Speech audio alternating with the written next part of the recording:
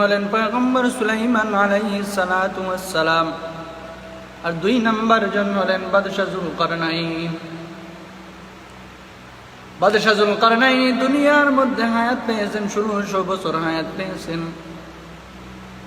1600 বছর হায়াত পাওয়ার পরেও বাদশাহ যুলকারনাইনকে একদিন আল্লাহর ডাকে সাড়া দিতে হয়েছে, দুনিয়ার জমিন ত্যাগ করতে হয়েছে, দুনিয়ার জমিন থেকে বিদায় নিতে হয়েছে, কবরের জিন্দগি গ্রহণ করতে হয়েছে 1600 বছর হায়াত পাওয়ার পরেও।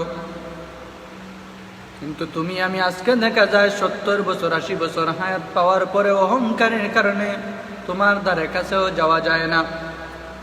70 বছর 80 বছর হায়াত পাওয়ার পরেও এই বয়সের মধ্যে তোমার কত বাহাদুরি।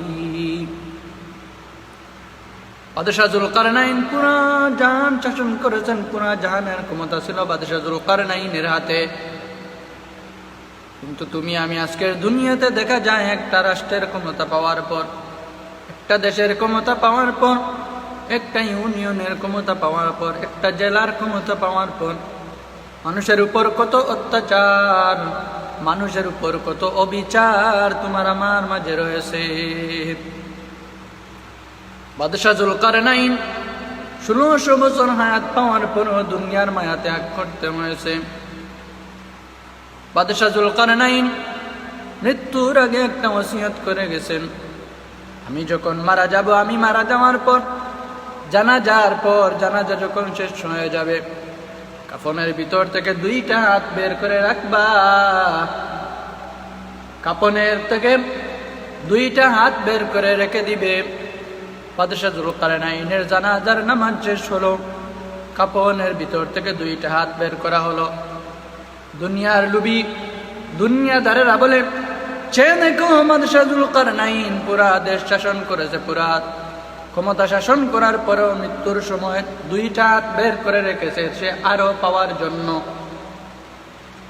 যে বান্দারা আখিরাত মুখী, যে বান্দাদের ভিতরে আখিরাতের মোহ আছে, তারা বলেছে দেখো বাদশাহ যুলকারনাইন 1600 বছর হায়াত পেয়েছে, পুরা জাহানের ক্ষমতা ছিল তার হাতে, কিন্তু মৃত্যুর সময় চেয়ে দেখো 2টা হাত খালি হাতে ফিরে যাচ্ছে কবরের দিকে।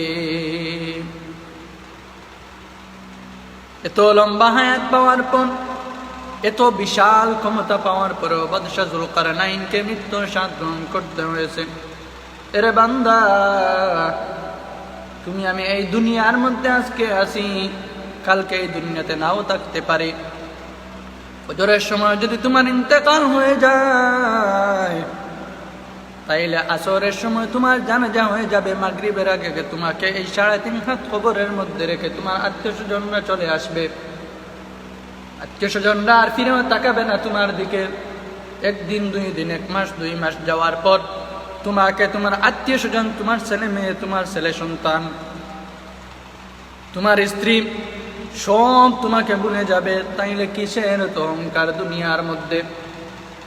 বাদশাহ যুলকারনাইনকে আল্লাহ পাক রব্বুল আলামিন একটা ঘোড়া দান করেছিলেন, যে ঘোড়াটি প্রতি লাফে 12,000 মাইল যেতে পারত। পুরা দুনিয়া ঘুরে ঘুরে দেখেছেন বাদশাহ যুলকারনাইন। পয়গম্বর ইব্রাহিম আলাইহিস সালাতু ওয়াস সালামের জমানায় বাদশাহ যুলকারনাইন হজ করতে যাওয়ার পর, আল্লাহর ঘর জিয়ারত করতে যাওয়ার পর ওইখানে হযরত ইব্রাহিম আলাইহিস সালাতু ওয়াস সালামকে পেয়েছেন। পয়গম্বর ইব্রাহিম আলাইহিস সালাতু ওয়াস সালামের কপালের মধ্যে বাদশাহ যুলকারনাইন একটা চুমু খেয়েছেন। চিন্তা করে দেখুন, বাদশাহ যুলকারনাইন এত লম্বা হায়াত পাওয়ার পরেও তার কোনো অহংকারও কাজে আসে নাই, কোনো কিছু কাজে আসে নাই।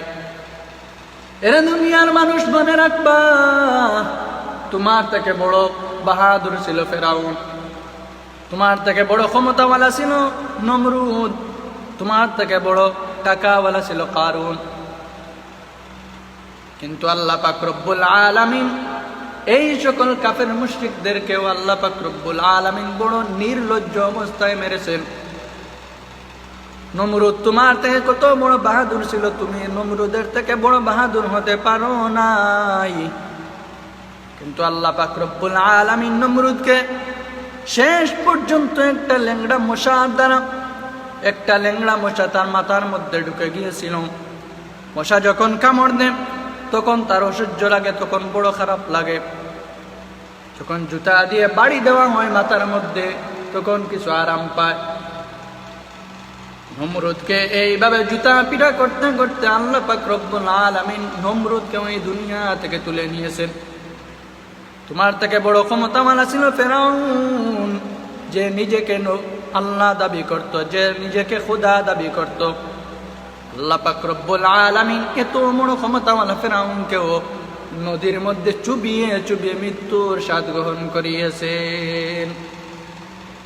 তোমার থেকে বড় ক্ষমতাওয়ালা ছিল সাদ্দাত, যে আল্লাহ পাক রব্বুল আলামিনের সাথে চ্যালেঞ্জ করে সে দুনিয়ার মধ্যে একটা জান্নাত তৈরি করেছে, যেই জান্নাতের মধ্যে হুর পরে নিয়েছে।